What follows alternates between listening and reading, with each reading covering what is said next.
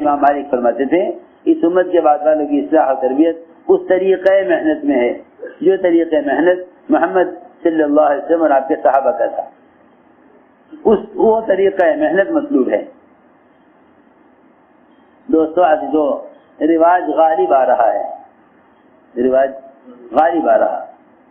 جتنی بھی ان بشری ضروریات سے متعلق سنتیں ہیں، جتنی بھی انسانی ضروریات سے متعلق سنتیں ہیں، اس پر رواج غالب آ رہا ہے بڑی تیزی کے ساتھ. حالانکہ اصل اسلام کا رعب اتباع سنت میں ہے. اسلام کا رعب اتباع سنت میں ہے. اسلام کا رعب اتباع سنت میں ہے. میں تو کہا کرتا ہوں کہ جب دانت صاف کرنے کے لیے مسواکوں کا متبادل نہیں کہ مسواک ہی سنت ہے. یوں نہ کہو کہ فلاں برش سے بھی دانت صاف ہو جاتے ہیں. جب دانت صاف کرنا ہی مقصود ہے تو جس طرح چاہو کر لو. جب دین پہنچانا ہی مقصود ہے تو جس طرح چاہو پہنچا دو. نہیں، جس طرح دانت صاف رکھنے کے لیے مسواک ہی سنت ہے، اس طرح امت تک دین کی دعوت پہنچانے کے لیے نبی کا طریقہ ہی سنت ہے. یہ مت کہو کہ بھائی دین کی بات پہنچانے کے لیے اس زمانے کا طریقہ چلے گا. نہیں، بقول حضرت کے کہ جب حق کو چلانے کے لیے باطل کا سہارا لیا جاتا ہے اس سے باطل جلتا ہے، حق نہیں چلتا. اس لیے میں تاکید سے عرض کر رہا کہ ہمارے گشت کا اصل مقصد ہے دعوت دے کر ایمان کے حلقوں میں لا کر جوڑنا. اس لیے کہ وہ عذاب جو اللہ کے یہاں سے آنا مقدر ہو جاتا ہے وہ مسجدوں کا آباد کرنے والے کی وجہ سے ہٹا دیا جاتا ہے. ہر مسئلے کے لیے حضور اکرم صلی اللہ علیہ وسلم نے ہر مسئلے کے لیے اپنی امت کو مسجد سے جوڑا تھا. اب مسائل کا تعلق مساجد سے نہیں رہا، ورنہ ہر مسئلے کا تعلق مسجد سے تھا. آندھی چلتی تو صحابہ مسجد میں آتے، بارش رک جاتی ایک صحابی نے آ کر جمعہ کے خطبے میں سامنے کے دروازے پر آ کر کہا کہ بارشیں بند ہو گئی ہیں، جانور ہلاک ہو رہے ہیں، کھیتیاں سوکھ رہی ہیں.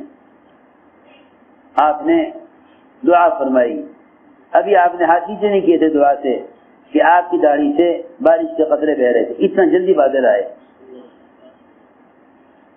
ابھی آپ نے دعا ختم نہیں کی. صحابہ فرماتے ہیں اگلے جمعہ تک ہم نے سورج نہیں دیکھا. اگلا جمعہ آ گیا، بارش ہوتی رہی مسلسل. صحابی نے آ کر پھر دروازے پر کہا کہ جانور ہلاک ہونے لگے ہیں، کھیتیاں ڈوب گئی ہیں، جگہ جگہ پانی بھر گیا ہے، اللہ سے دعا کیجئے کہ بارش بند ہو جائے. میرے دوستو عزیزو، ایسا عادی بنایا گیا تھا امت کو اعمال مسجد سے مسائل حل کرانے کا.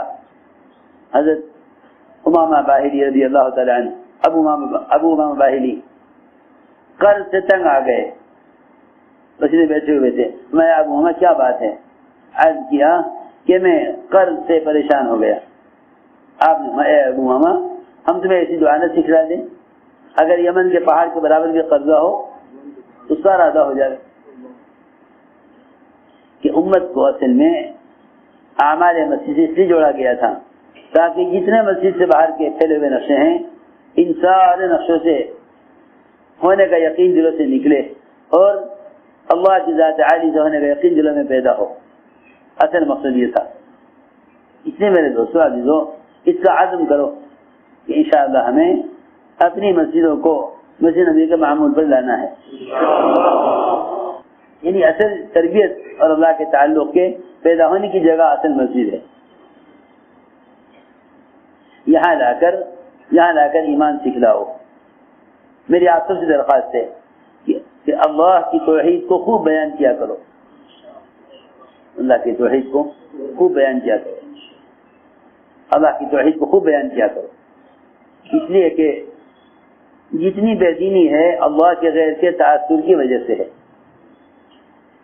جتنی بے دینی ہے وہ اللہ کے غیر کے تاثر کی وجہ سے ہے.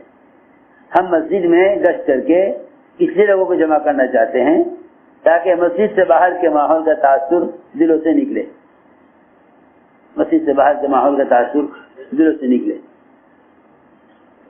حضرت فرماتے تھے ایک دفعہ آگے بات سنے گا، یہاں سے کہے گا کہ ہاں اللہ سے ہوتا ہے، عمل پر ہوتا ہے، دکان چھوڑ کر آ جائے گا، لوگ کہیں گے کہ یقین والا بن گیا کہ دکان چھوڑ کر آ گیا ہے مسجد میں نماز کے لیے۔ حضرت سمجھتے تھے دکان چھوٹی شکل ہے، دکان چھوٹی شکل ہے، ہم بڑی شکل لائیں گے نماز کے مقابلے میں، تاکہ یہ دیکھیں جانچ کر کہ آیا یقین نماز پر ہے یا وزیر پر ہے۔ حضرت سمجھتے تھے مسجد میں جوڑنے کا مقصد یہ ہے کہ باہر جتنی بھی شکلیں ہیں، وزارت کی، تجارت کی، حکومت کی، ان سب کا تاثر دلوں سے نکلے، یہ مسجد میں جمع کرنے کا مقصد ہے۔